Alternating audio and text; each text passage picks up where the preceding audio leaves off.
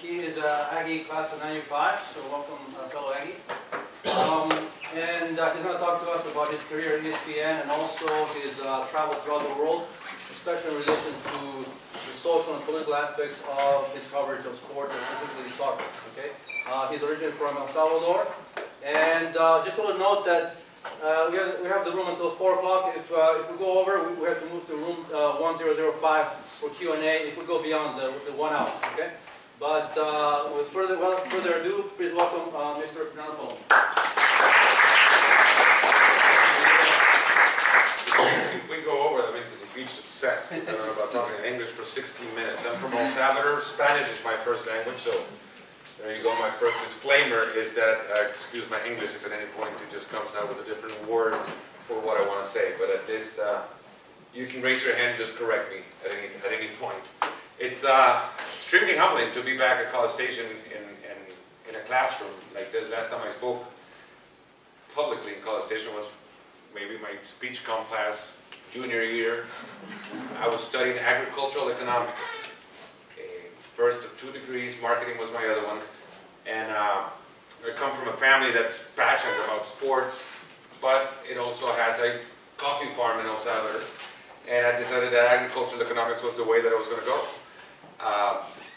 Lo and behold, if I look back at what the topic of that class or that speech I gave for that speech comm class was, I could have noticed that my track was already being laid for me, or I was laying it as I was going along, not knowing where I was going to end up. My speech that time was about TV and the Olympics. What does that have to do with agricultural economics? I don't know, but they gave me a B on it, and I guess I'm doing good after that. I'm come, I guess, not from the conventional background, if you see it. I call soccer games, I'll call it football every so often, because that's the way 95% of the world calls it. So the football that I'll talk about is the football with the round ball. We'll talk about the other football later on if you guys want to, but the one I cover is the football with the round ball, the one played all over the world. You guys know it as soccer. Again, that's what I do at ESPN. I call soccer games every weekend in Spanish for our Spanish network and for ESPN in Latin America. But I guess the road to here, as I said, has not been the most conventional one to a broadcasting career. I came from a family, that's me in the pajamas, you can't take a picture of that. Somebody else made the presentation for me and he, I guess, decided to put that in there. But my dad was passionate about sports. There was one thing that he would always instill in us from the very get-go. You go to school, you finish school in the afternoon, and whatever else you have to do, we don't want to see you at home until 6 p.m. or 7 when it's time to eat dinner. The rest of the time was spent in whatever sport you wanted to practice. Most of us, in a family of 7, which is where I come from, practiced soccer. I ended up choosing a different path because my soccer skills weren't good enough to be anything other than a bench warmer in my high school team. So I decided to take a different road, and I picked up track. I figured out that going to the Olympics is one thing that I wanted to do back in '84. None of you were born back in 1984 except for teachers around this bathroom. The Olympics were going to be held in Los Angeles, and back in El Salvador I was watching, very fortunate to watch documentaries about the Olympics, and all of a sudden I just got this urge to go to the Olympic Games as an athlete, and I figured, okay, I want to go to the Olympic Games, but I'm neither fast nor strong nor can jump high or long, but I can do it all regularly, I mean, and decently. So I figured, what can I do at the Olympics? And a coach of mine told me, well, why don't you become a decathlete?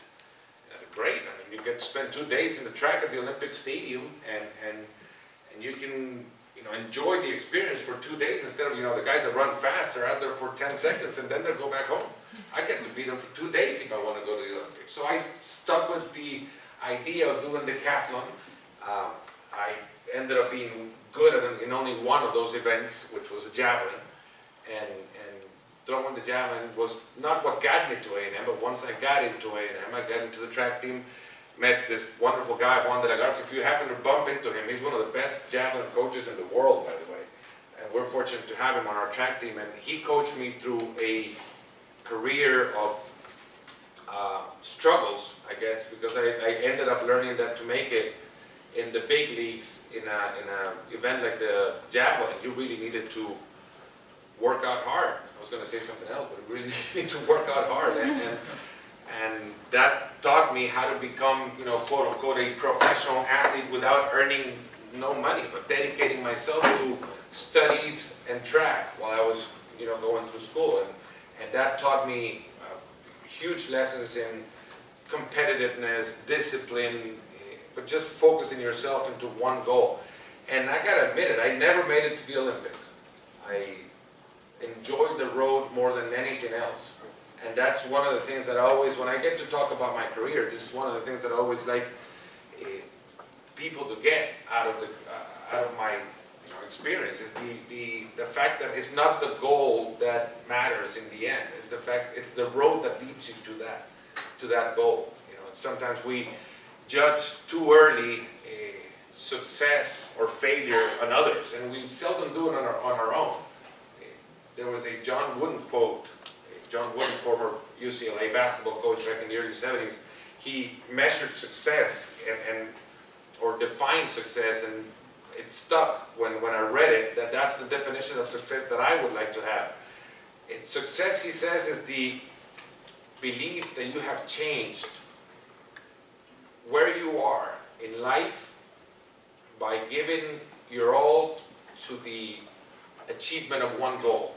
Even if you don't achieve that goal, as long as you have the inner peace of knowing that you gave it all to achieve a goal, that should be considered, by someone's particular standards, a success. I'm not trying to say that I was successful because I didn't go to the Olympic Games, but I certainly enjoyed the ride, and that makes it worthwhile. And it was extremely, again, just coming to A&M and being part of the experience of representing a school and going to the NCAAs and competing to become one of the best in the nation, and then trying to go to the Olympics. That's at the World Championships in '95, and that was extremely, that was a great experience.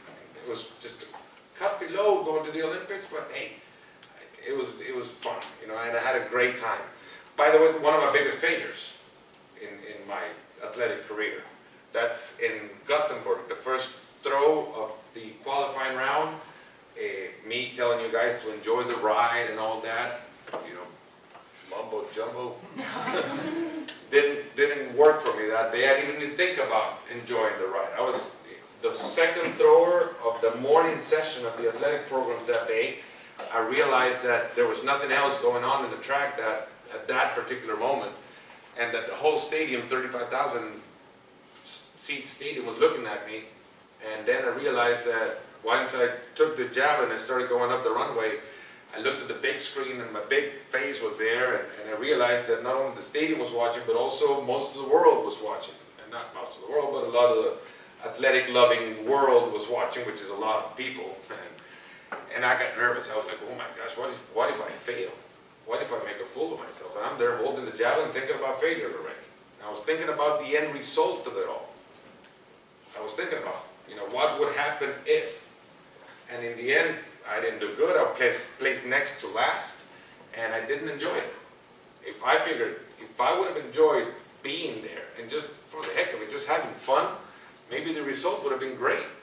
But I just didn't think about it. And then a couple of years later, I ended up setting the national record in javelin in a competition. If I think about nowadays, I think, wow, if I would have been serious about it, maybe I would have thrown further. But I certainly had fun, and I enjoy having fun at that meet and doing my best. I mean, in the end, it was the road that led me to a great result, and I never thought about the road in this particular occasion. But you think about, okay, this is my athletic career. We're going to go a couple years back. This is about 1990. That image was 1995, and we're going to go back a bit. 1988 is when I realized that my passion was always around sports. That if there was a book out there for me to read, it would be regarding sports. If there was a TV show that I wanted to watch, it was always regarding sports. And back in high school, I collected stats. This is before having any sort of computer or anything like that. I would cut out box scores in the paper. I would glue them on a notebook and collect stats after stats and newspaper clippings about football and the Olympics. And then when it came time to put it into work, I decided I want to take it to the TV station back home and told them I was going to provide them with all the information they needed to call a Super Bowl. They said no. A couple of months after that, I told them, listen, if you want some help with stats on the Olympics, I'll help you guys out. And they said no. I kept on knocking the door. I was stubborn. And knocked the door until they said yes. In the end, they ended up giving me a mic. And I thought it was a lot of fun talking about sports on TV. What I loved, and I don't get to listen to anybody else talk. It was me basically providing all the information, all the knowledge that I had out there to the viewers, for the viewers to see. But I debuted it on TV back home when I was 17. Never thinking I was going to make a living out of it. I decided, okay, my school is what's going to pay for my bills in the end. And again, I went into agricultural economics. But when I came out of school, I told you the story about the speech. I got a job at an ad agency. My first job is handling the account for a large telecommunications firm with my marketing degree as a background. And I got the telecommunications firm to provide a lot of their advertising budget that year to sponsor the Olympic team. And I handled the account sponsorship of the Olympic team, commercials and ads and all that. So I figured everything leads to sports. Why don't I just try it and maybe see what happens in TV and sports. So I sent out a bunch of resumes, 1999, about 15 of them. One of them replied back. It was ESPN. When they called about 8 a.m. one morning, I picked up the phone. I thought it was my brother calling. One of the early stages of cell phone technology, you couldn't figure out who was calling from overseas. It was just a bunch of numbers, so I figured my brother, who was living in Miami at that time, was calling. I picked up the phone, and he goes, Mr. Palomo would like to chat with you. We're calling from ESPN. I was like, hey, Fred, cut the BS. It's too early. Like, I don't think you got it right. It's so-and-so from ESPN. I want to chat with you about your resume. I've told my brother about sending a resume. So again, I tell him to just stop it. He's too early to be joking around. And then he goes, okay, I want to say it one more time. He went through his speech, and I was like, okay, I'm getting it. It's somebody else other than my brother. They wanted to talk to me about going to Bristol, Connecticut to do an audition. And at that time, I never realized that ESPN was probably, out of the 15 resumes I sent, was probably last on the list of expectations in my side. I mean, I wouldn't think that ESPN would answer to my resume, but they did. That was the only one that answered. I picked up the phone, luckily. I went and had the audition. This is late 1999, I guess, no, January 4th, 2000, I have the audition. They tell me that I did a good job. A couple of weeks after that, they gave me an offer. And I've been working for ESPN now for 16 years. And started with the first sports center in Latin America, done in Spanish, in Argentina. So I lived there for 3 years. An extremely, a great experience overall. I mean, it was, you guys being in the political science world would read about the early stages of the last decade in Argentina. It was turmoil after turmoil, and it was just fascinating to be around that period of time. But it was also fascinating as professional growth. I was going into a world that a year after, or a year before that, I never knew I was going to be a part of. And I was really enjoying it and soaking everything in. So 3 years of extreme dedication to my work. It was 24/7, literally. I was working for a living, basically. I was living my life as a broadcaster for ESPN, and I truly enjoyed it. It was an unforgettable experience. Trying to instill the culture of SportsCenter. You guys watch SportsCenter and you know what it is about, but when you try to bring it to a Latin American audience that has not seen it for the most part, or has heard about it but has not consumed the culture of it. I was brought up with the culture of SportsCenter. I watched it in El Salvador. I came to the States. I woke up every morning watching SportsCenter. Went to bed watching SportsCenter. So I knew what the culture was about. So I was trying to teach my colleagues and teach the audience what the whole concept of doing a highlight-driven show is all about.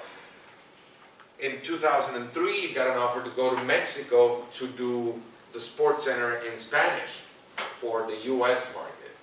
And so after 3 years in Argentina, went to Mexico, and then I started traveling around, going to different sports, hosted a couple of U.S. Open golf tournament coverages. That's the U.S. Open trophy. I don't know, I think that's in Pinehurst in North Carolina. And then in 2006, after 3 years in Mexico, having had and being brought up as a soccer fanatic since I was, could barely walk, I asked for an opportunity to join the soccer group in our network. A couple of years passed. I did a couple of things here and there in Mexico, but then in 2006 they said, okay, Fernando, you've been asked to do this, we'll give you a shot. And we tried it out. They said if I wanted to, in 2006, move to the States, to Bristol, to become the #1 play-by-play commentator for ESPN's Spanish coverage of soccer. I was going to take the seat of a very famous guy in the world of broadcasting, and I said yes right away without thinking about it. I knew what the chances of failure were. I knew that there was a possibility that in the end the result would be bad, maybe embarrassing, that would probably end my career if I did a bad job, because I was taking the seat of someone with a huge name in the business. But I never, again, backtracking to the World Championship of '95 experience, I did not want to think about the end result. I just wanted to enjoy the ride. And it's been 10 years of doing the same thing, calling games every weekend, calling the most important games in the soccer world, being able to go to Champions League finals and Clásicos in Spain and World Cups and Olympic Games, soccer coverage. That's in Rome in 2009, the Barcelona-Manchester United final. Chicharito Hernandez, probably the most famous Mexican nowadays in the world of soccer. The European Cup recently, this past summer in France. One thing about this whole saying yes ideology I have, back in late 2012, one of my bosses came over to me and took to his office, closed the door. Whenever they close the door, you really think something big's happening. And he asked me if I wanted to call the games in English. Again, I never thought about what the end result could be. This is larger embarrassment if I would have failed, because it's a larger audience you're going to. And I said yes to it. I said, just give me a couple of games to practice and we're ready. When do you want to start? He goes, in 3 weeks. Okay, give me a couple of days off and a couple of games to practice, and then we can start. So we started in January of 2013, not knowing where it all would end up. It ended up, calling every Mexican national team game in the qualifier prior to the World Cup, and then my first ever World Cup was not even in my native language, it was in English. And I called the World Cup in 2014 in English for ESPN, calling the Mexico national team. That's all because of that, not saying no, but trying to say yes to every opportunity out there.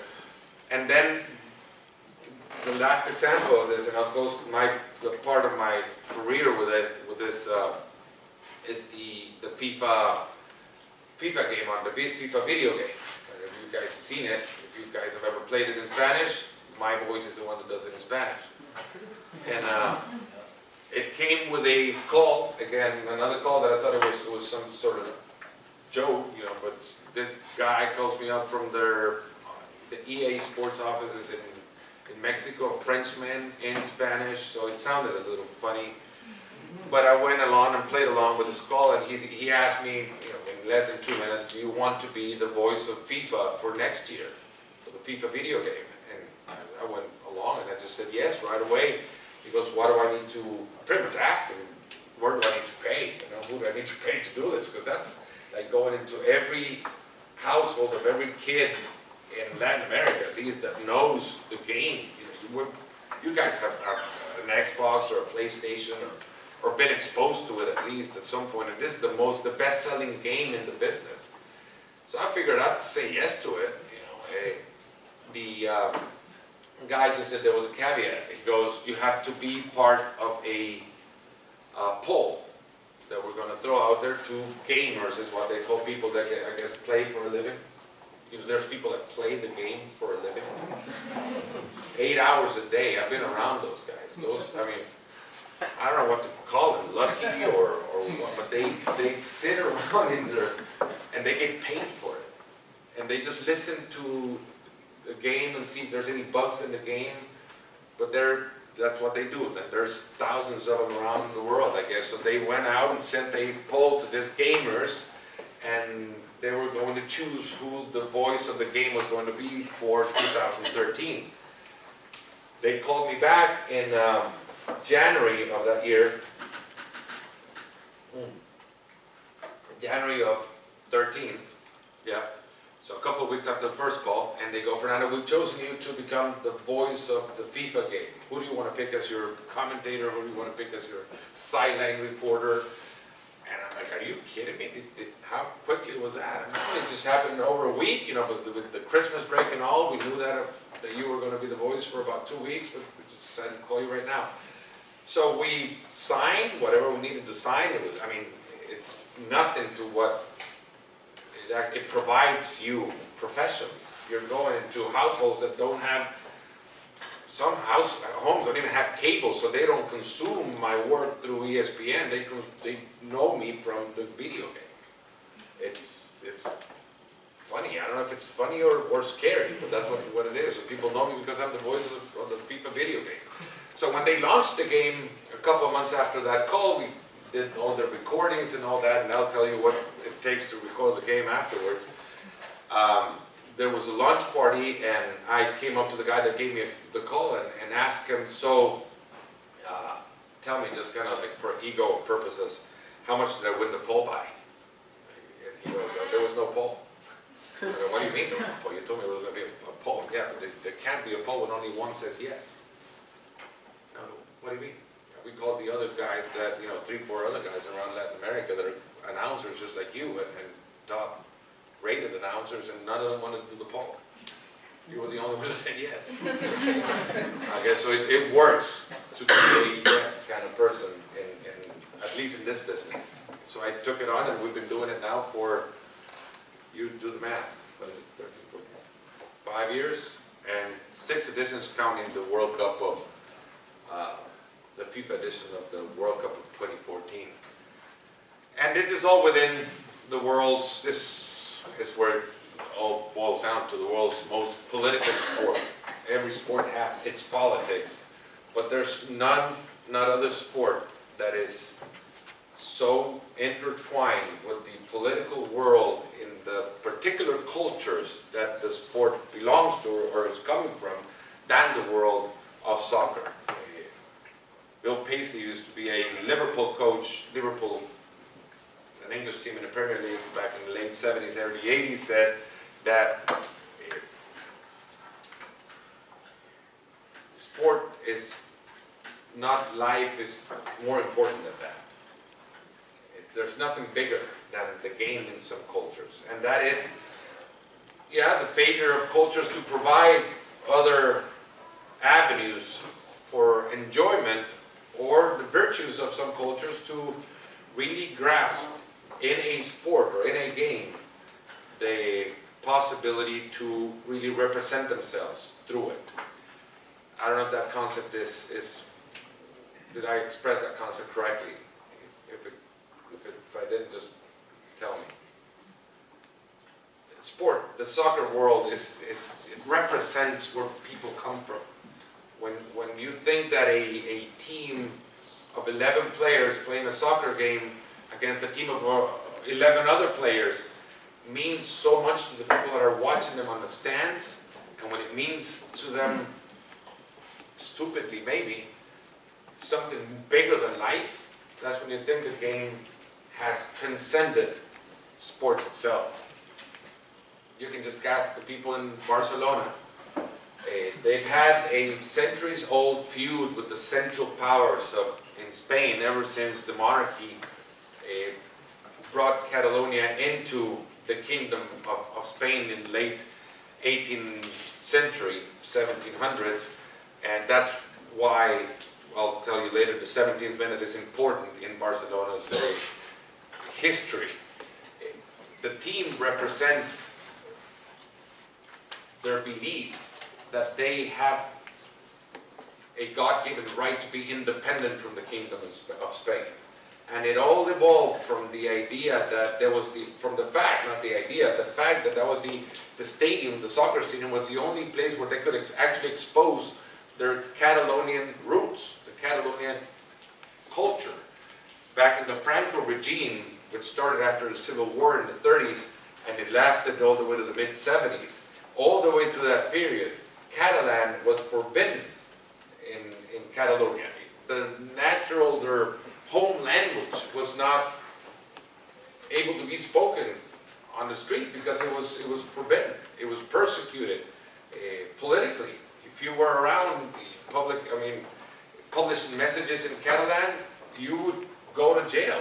It happened to the stadium announcer at Barcelona one time. He decided enough was enough, and in the later years of the Franco regime, he mentioned a public address announcement. Maybe if somebody had parked their car wrong, or somebody's son was lost and was looking for his parents. He did that announcement in Catalan. 5 minutes later, he was thrown into jail. That's how bad it was. But it was the only way, and it was the only place, the stadium, the only place where a Catalonia flag could be flown in those days. Because you couldn't persecute or clean out the whole stadium because they were flying Catalonia flags. And you could talk to your neighbor in the sit next to you in your home language, in Catalan, without being persecuted. So the team became, as one writer called it, the unarmed armed forces of Catalonia. Barcelona became more than a team for the Catalans. That's why the logo is more than a club. They express it game in, game out, as much and as loud as they can. And the fact that if you watch a Barcelona game in Barcelona over the TV, in the 17th minute, because of the 17th century events, they all stand up, bring their Catalonia flags out, and yell out independence, independence, as the outcries of secession from the Spanish crown still are expressed in a football stadium.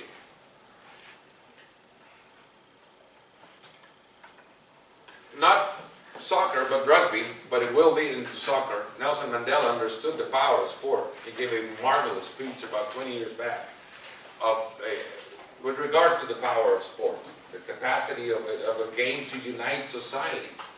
And Mandela, being the brilliant politician that he was, understood it better than anyone in his days. Some others did understand the power of sport to become a vehicle for propaganda. Hitler did so in the 30s with the Olympic Games back in Berlin in 1936, and you'll see examples of it decades before Mandela's political time. But in 1995, he understood that through sport, he could send a message of unity to his nation. He decided to bring to South Africa the World Cup of Rugby, an event that is to South Africans and to British colonies, a sport that is extremely big, and he pushed to host the World Cup and understood that he needed to have all the backing of the state possible available to the Springboks, the nickname for the South African rugby national team, and it's the basis of a movie called Invictus. Stephen Pienaar is played by Matt Damon. Great job, not by Damon, but by the director to make Damon look like Pienaar. Damon is like 5 foot nothing, Pienaar is like 7 feet, you know, but the guy looked like Pienaar. And Mandela was played by Morgan Freeman, yeah. Guy I wish I could have him every night reading stories to my kids. And did you download the Waze app where Morgan Freeman had voice? You never had it? It was like 6 months ago. Well, you could download on Waze, you could download Morgan Freeman's voice, and he would be giving you directions. It's like having God guiding you through the traffic. Please take a ride. It was beautiful. So Mandela understood the power of sports. He provided every support he could to the national team. They ended up winning the World Cup in 1995, and it allowed for South Africans to see beyond the racial divide that apartheid had put them through. And it allowed South Africans to become one. It was the first impulse of unity, I guess the first unity movement, I guess, that really provided a spark for Mandela to have South Africans understand they can be a team. That they can be racially combined in the one whole effort to move the country, even though it was a national rugby team, move that national rugby team and therefore the country forward. The next stop for Mandela and his marvelous plan to use sport as a tool for the country's benefit was to get the World Cup to be played in South Africa. He might not be able to win the World Cup this time around because football in South Africa was not the biggest sport, but he can, as he did in '95, when he sent a message from the borders within of unity and to understand that South Africa was this rainbow nation that could use sports to unite themselves. With the World Cup, the world's most popular sport and the biggest sporting event, he can showcase South Africa to the world. So it's like in 1995, he chose sport to showcase South Africans amongst South Africans. 15 years later, politically, with a brilliant political movement, he used sport to showcase South Africa to the world. Politics can win you a lot of things, just like it won Mandela the right to host the World Cup, because it was also an event that had a lot of inner politics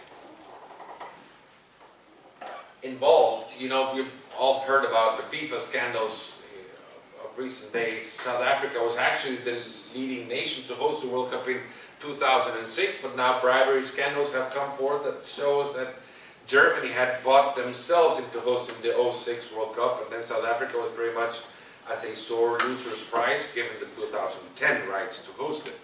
So politics can win you hosting the World Cup, it can also win you the trophy itself. And so it happened in 1978 in Argentina. Argentina had been given the right to host the World Cup back in 1966, so 12 years before they were actually going to host it. It was a whole different government, and that government was thrown out by a coup in 1970, a military coup in 1974. The military junta, which governed the country back in those days, decided that in order for all that negative aura that was surrounding them, there was a lot of political persecutions, a lot of political prisoners, a lot of politically voiced, loud or exposed, I guess, figures were just disappeared. If you had an opinion against the government, don't make it public, because that opinion would probably lead you to two roads: jail or death. And by death, it was your parents not even knowing where you were for years and years. People would just disappear out of the blue because the military junta wanted to control everything around their regime. In that sense, they thought that with the most popular sport in the nation, they could distract people from the things that were going on behind most people's eyes. So they decided to, again, give every support possible to the national team back in 1978. A team, by the way, if you have followed the history of soccer, And you see it, a team that could have easily won the World Cup without the help of the political powers that be, but that they helped them win it. There's no doubt. There's plenty of evidence out there that leads you to believe that at least what they did was intimidate the opposition into knowing that there was no other outcome in that World Cup possible other than Argentina winning the tournament. Nobody has come out and said, yeah, Argentina paid me to lose this game. There was a famous game in Rosario in which Argentina needed to beat Peru by a certain goal difference in order to make it into the final. That Argentina won that game 6-0, right? So you think, oh, the Peruvians were just, they were paid off and they definitely lost the game on purpose. Nobody in Peru has ever said, you know, we were paid off to lose this game, but there's plenty of evidence out there. Only a month after that, there's a registered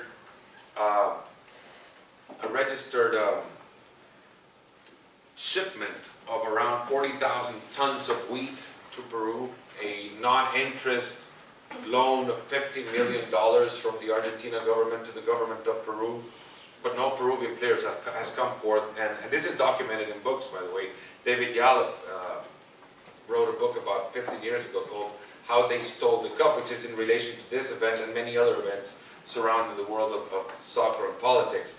And again, one other thing, the president, General Videla, came to the Peruvians' locker room minutes before the game, accompanied by Henry Kissinger, former Secretary of State of the United States, and just gave a speech minutes before the Peruvians were about to play the Argentines. So, and armed guards outside the hotel where the Dutch players were staying, and just intimidation after intimidation in order for them to, in the end, get what they wanted, which was the World Cup. So prisoners, political prisoners, were taken out to the street as, you know, a cruel price to celebrate with the rest of the nation the fact that they had won the World Cup.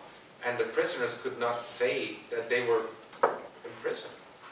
Some had not seen these guys for months. Some people had thought they were dead, but they were out there on the streets celebrating just for a couple of hours before taken back into prison, being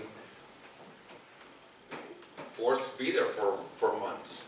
It was just one of the biggest cruelties in the world, or the history of the World Cups. It can win you a World Cup, politics can, and it can, or soccer can win you politics can win you a World Cup. Soccer can win you a presidential election. Like it happened with Silvio Berlusconi in Italy, a real estate magnate that created a cable company to provide television for the buildings that he built in Milan in the late 70s, became a TV magnate, multi-millionaire, by this I'm saying had a lot of money, no popularity, nobody knew who he was, and if they knew who he was not popular. So which was the best way to become known and popular around Italy? To buy into soccer. He bought AC Milan in 1986, made it one of the best teams in the history of the sport, and that popularity ended up getting him elected in the mid-90s. He formed a political party, and because he was who he was, and people thought that he could win in politics just as he did in soccer, they elected him president. In fact, the name of his party was Forza Azzurra, which is the crying chant popular with the Italian national team. Same case with Mauricio Macri, son of a millionaire in Argentina. He decided to make a future on his own, or a career on his own. He decided, he was, by the way, one of the events that triggered it was the fact that he was kidnapped by military forces in the early 90s. When he came out of his 12-day kidnapping, he decided he wanted to make a change in his country and go into the world of politics. Figured out that there was nobody that knew him outside of being the son of a millionaire, and became president of the most popular soccer team in Argentina. Made him a winning team. People bought into the fact that if he won in soccer, then maybe he can win in politics, and now he's the president of Argentina.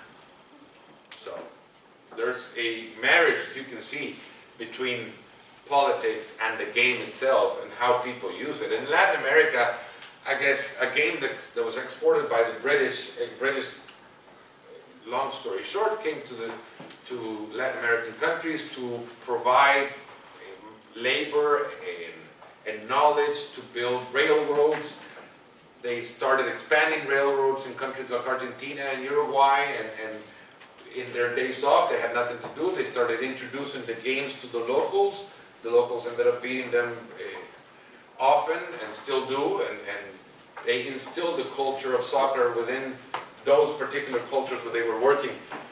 It became fundamental, as I said before, at the start of it all, fundamental in each of the countries in Latin America. You can trace a straight line from Mexico all the way down to Argentina, and everybody would say that the most popular sport played in that country is football or soccer.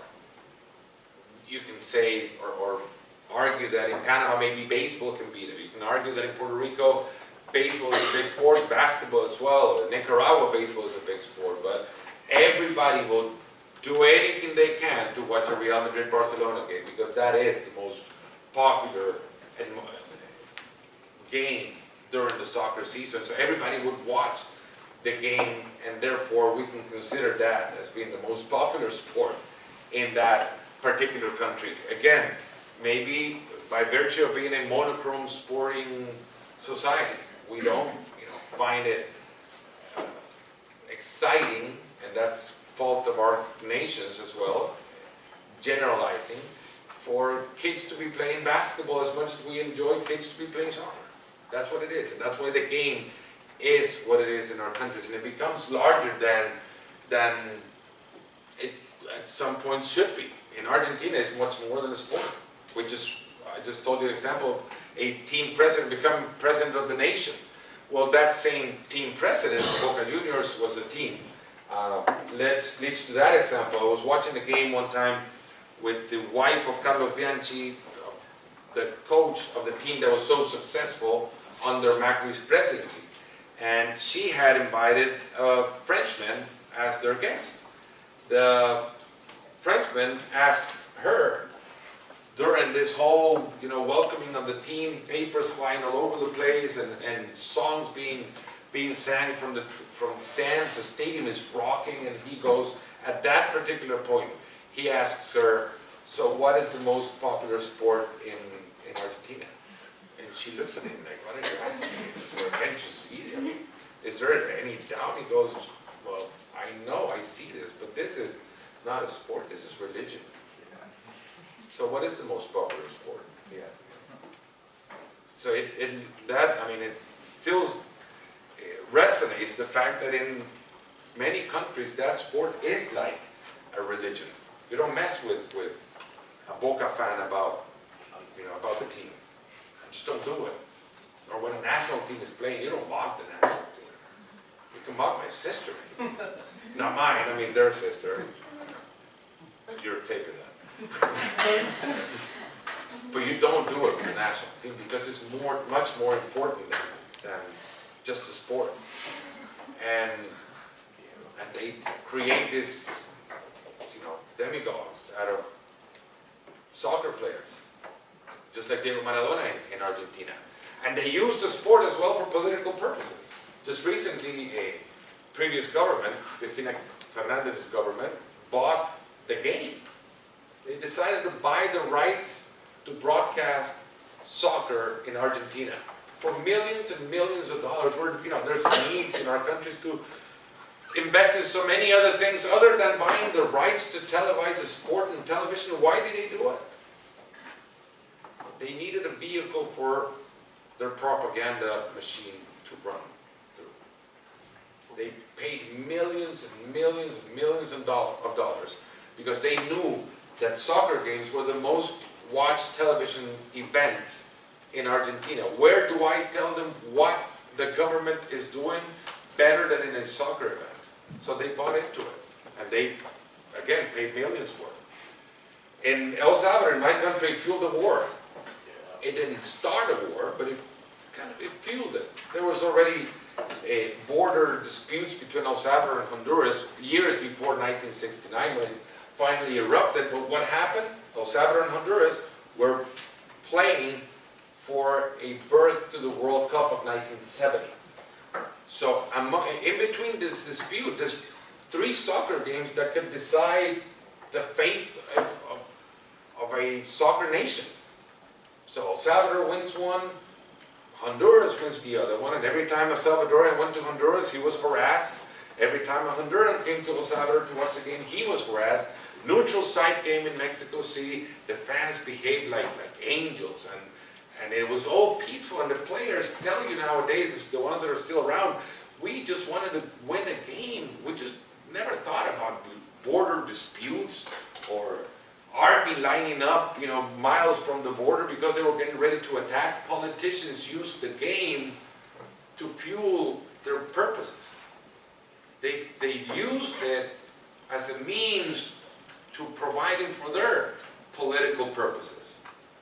And in the end, and it's still stigmatized by the name of the soccer war. Richard Kapuczynski, a marvelous journalist from Poland,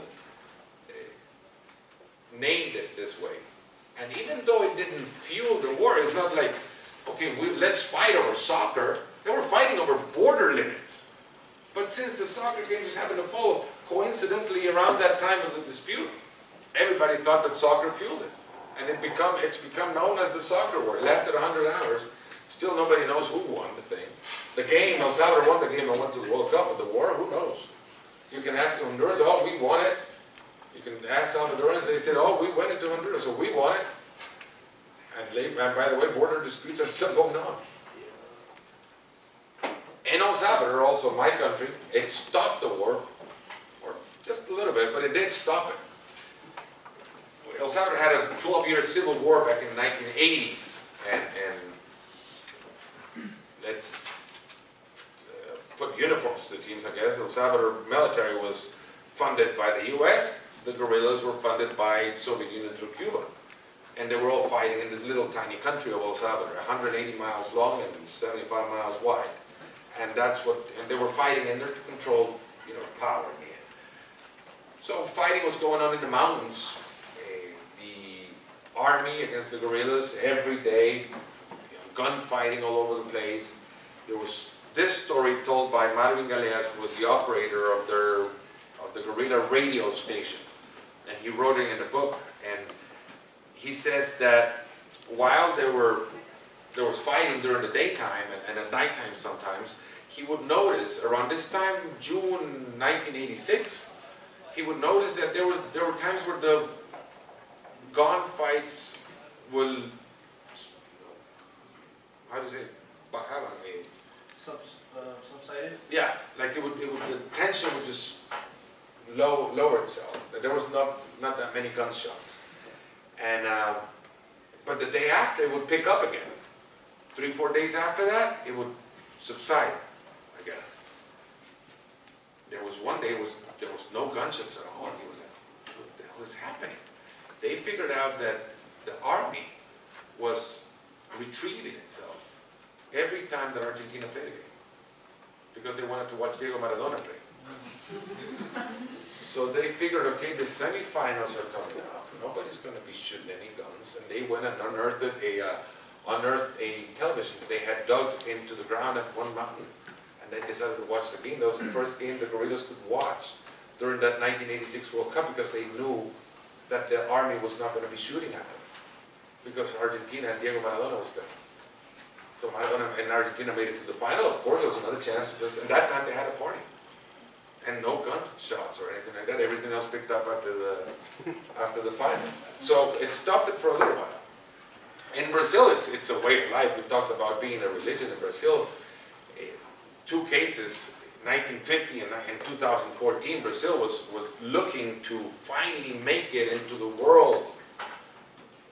Their economic situation was just booming in 1950. They were able to build the biggest stadium in the world and make Brazilians believe that they belong. They lose a game to Uruguay.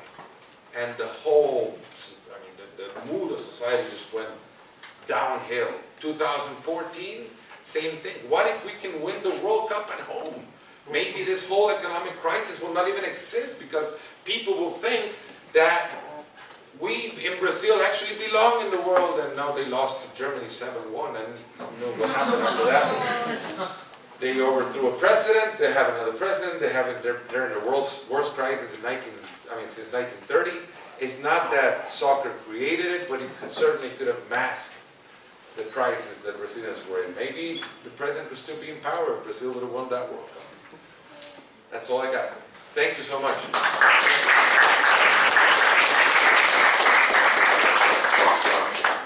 So let's open it up for questions. Any questions you might have for... By the way, that's Mike Tyson at the ESPN a couple years back. Hangover 1 had just come out. That's all I asked.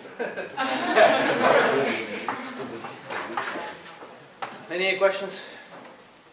So besides how soccer influenced the Argentine government to buy the broadcasting rights, how has sports like soccer influenced like broadcasting and politics and the relation between the two?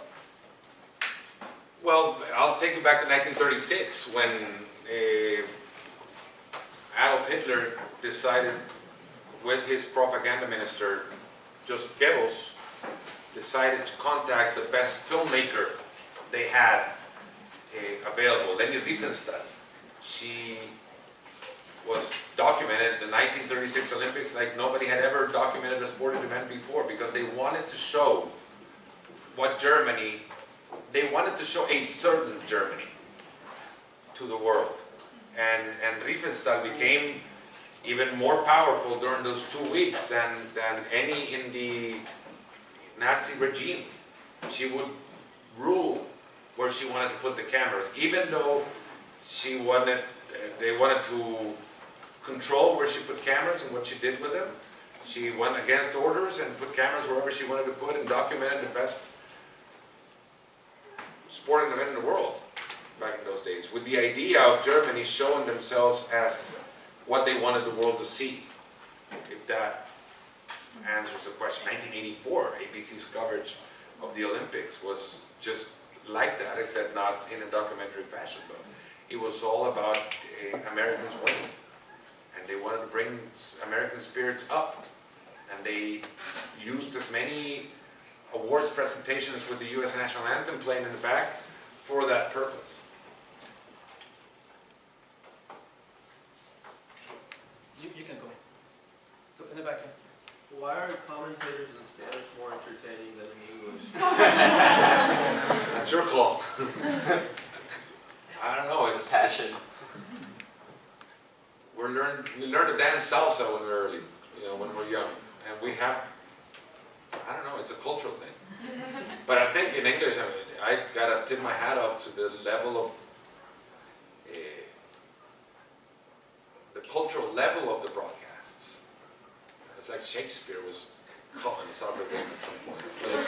But it's fascinating, and I guess the right mixture of it will be the best mixture, the best marriage. And by the way, soccer on television has been broadcasted since the early 1950s. Read the interview they did with the first person to broadcast a TV game in Spain. And the guy's answer to the question was, how did you feel about it? And he goes, okay, it was hard to figure out what to say when people are seeing what I'm seeing. And it's still, nowadays, it's still the age-old question, I guess. Whoever perfects that will be Vince Scully, I guess. I don't know. I wasn't too sure. What did you say a monochrome sporting culture was? A monochrome? Well, what I meant is a one-tone sporting culture. It's like if you list our 5 favorite sports in Latin America and you trace them from Mexico to Argentina, top 5 would be soccer. So it's by monochrome I meant it's one color. It's not a rainbow of offerings like you guys have here in the States. Where many sports that you follow, football, baseball, NBA, whatnot. College football and all that. It's Friday soccer, Saturday soccer, Sunday soccer.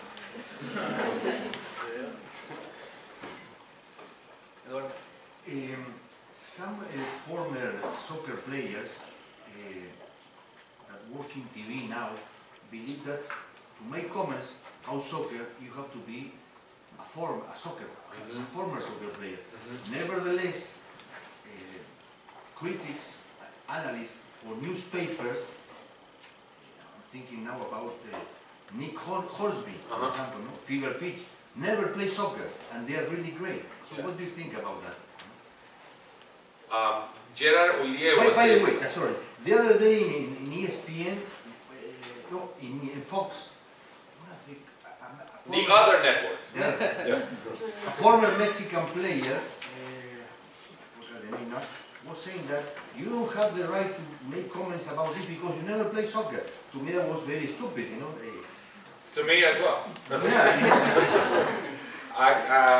Gerard Houllier, I don't have an answer to it, and that's one thing that we, the guys that never played the game in any decent way, although I played serious games, soccer players tell me, you never played a serious game in your life, what are you talking about soccer then? I was like, listen, you never knew how meeting my cousins on Saturday, barbecues was like. It was 3-on-3s and those games were serious. I mean, you had bragging rights for a long time. To me, that was serious. I mean, I had never played those games in front of 90,000 people, but to me, those were serious games. But Gerard Houllier, to your question, he was a former Liverpool coach, won the treble in 2001 with Liverpool. A Frenchman that never played the game. He was asked that same question Sunday, why are you saying what you're saying if you never played the game? And he goes, have you ever asked a jockey if he ever was a horse? So to me, that's the best answer possible. You don't have to be a horse to become a great jockey. And it takes a lot more for us that never played the game to talk about it with some sort of and be respected by it as well as some sort of credibility behind our opinion because we never played it. So there's things that are intrinsic in there that would be easier for us to transmit or communicate if we had played the game before. But I guess it's all a matter of being bookworms and reading it up and learning about it and asking questions to as many of those that played the game as possible. Any other questions? What's your day-to-day work schedule like as when broadcasting games or throughout the week? I'll put this last picture up just because I did. It's 7 days. I mean, work-wise, it's 7 days. If one day you're not on top of what's going on, you miss a beat. And the next day will become a harder day to. You have a lot more reading to do. You have many more games to watch. You have a lot more phone calls to make. So I got 3 kids, beautiful wife. Wake up every morning, 5:30, 5:40. Dress the kids up. Try to make breakfast. If I'm alone with the kids, seldom happens, but they know it's cereal and that's it. Cereal or burnt bread. 7:30, drop them off. 8 o'clock, from 8 till 2. Regardless of where I'm at, I'm reading, watching games, not at regular speed. I try to speed them up a bit so I can, see positions and all that stuff, and try to listen to or listen to as many radio shows as I can or podcasts as I can, or just pretty much build yourself up with information. That's. You gotta understand the game. The game is really hard to understand. It's not just 11 guys, running after a ball. It's a lot of stuff going in there. I mean, that you don't see, and there's a lot of different ways to play the game as well. If you think about it, it's a one-team sport that lets you, and you actually could be given a standing ovation for it. It lets you not want to attack. What other sport, team sport, allows you to do that? It's complex. You can tie. There's draws. You can 0-0, and you can be given a standing ovation for and don't even have to cross the middle of the field. How do you understand that? And how you can give a team a standing ovation for doing that, but the next team you can boo if they do that. It's just a matter of understanding the culture behind the teams and the players in that team. So, and when you talk about European sport, there's tens, I don't know, 200 teams that are worth watching out there. So pretty much I like to watch them all if I can. Thank you guys.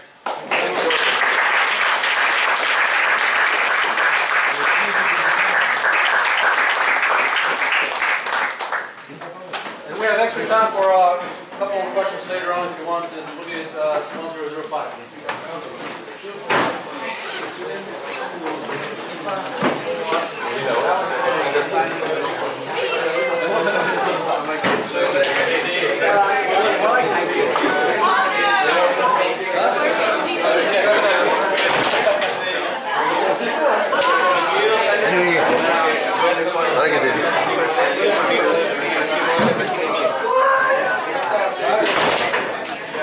So now I'm waiting for breakfast. Yeah, I'm gonna leave like at 3:55 so she needs to get out.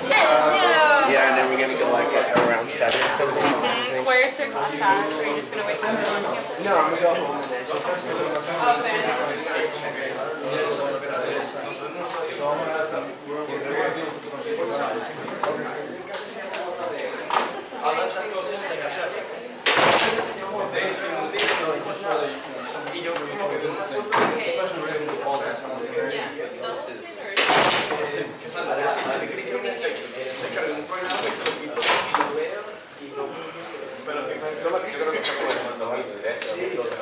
Y también lo digo en la foto.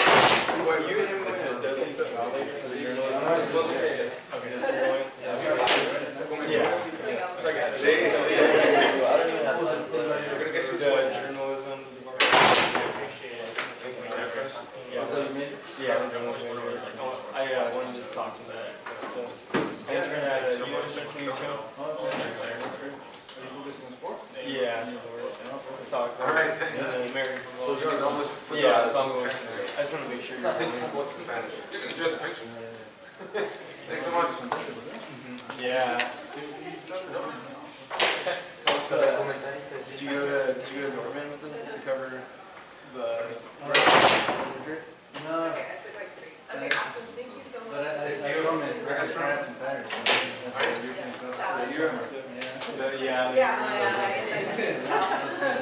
Thank you. Yeah, some more. Are you Te iba a preguntar entonces, en FIFA, ¿cómo hacen cuando se sientan ahí y te dicen di esto y lo graban? Porque noté que digo, como un jugador la tira por encima y cada vez va a decir, o muchas veces va a decir lo mismo, así que como dicen esta va a ser una situación y te lo hacen decir o te ¿Te ponen las situaciones? What's your last name? Bacano, la situación de los demás. Bacano.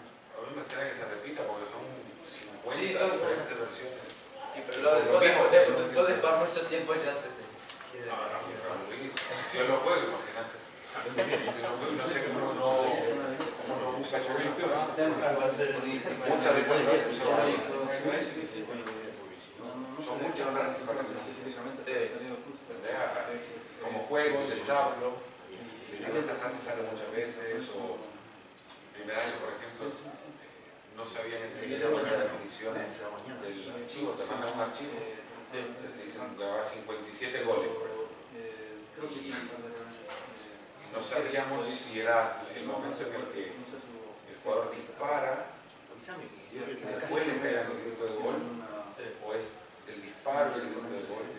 Entonces el primer año, por ejemplo el 13, tenía muchos gritos de gol que comenzaban después de la línea de gol. Te paso un Le teléfono. pega, estaba el corte.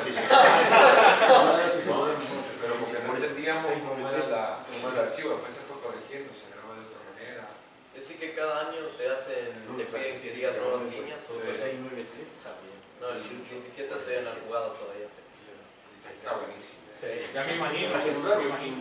Grado de Celular en casa, se llama con un taxicidador. una historia, ¿no? La historia del jugador y lo va llevando en mi carrera. A nosotros nos llegó el juego más temprano, primera vez en la vida que nos llegó el juego más temprano. Y lo jugué el viernes pasado con mi hijo. De repente estaba, no sé, algo estaba haciendo y le digo, te van a mandar cedido, le digo. Y dice, ¿cómo sabes? Pues la ve todo. No sé qué pasa cuando haces esto y cuando digo esto es que algo, ya sé lo que va a pasar después, pero hay opciones para un montón de cosas. El primer año grabamos 17 18.000 frases, sin contar los 4.000 nombres. Y los nombres son todos... Ah, sí, eso iba a preguntar, los nombres cuáles se escogen. No, me los dan a escoger muchas veces y después lo que se pueda grabar. Busco el más fácil de Alex. ¿Cómo te llamas? Carlos. No, porque... Hay una opción. Carlos lleva lo de Carlos. Sí. Carlos. El fuerte. Y así con cada nombre, o sea, son 4.000 nombres, pero son 8.000 maneras de grabarlo distinto. Cansa. ¿No?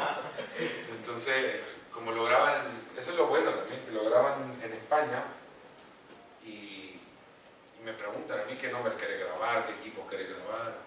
Entonces, cuando me dicen, o cuando dicen, ¿y por qué el FIFA no grabó, qué sé yo, Coquimbo? ¿Por qué no grabó Tacuarembó? Porque no me dio ganas de grabarlo, de verdad. Porque si no, si grababas Tacuarembó, dejabas de grabar a Racing en Argentina, seguro, ¿no? Entonces hay un límite pero lo vamos sumando todos los años. Todos los años. Y ya incluso hasta más, porque quiero poder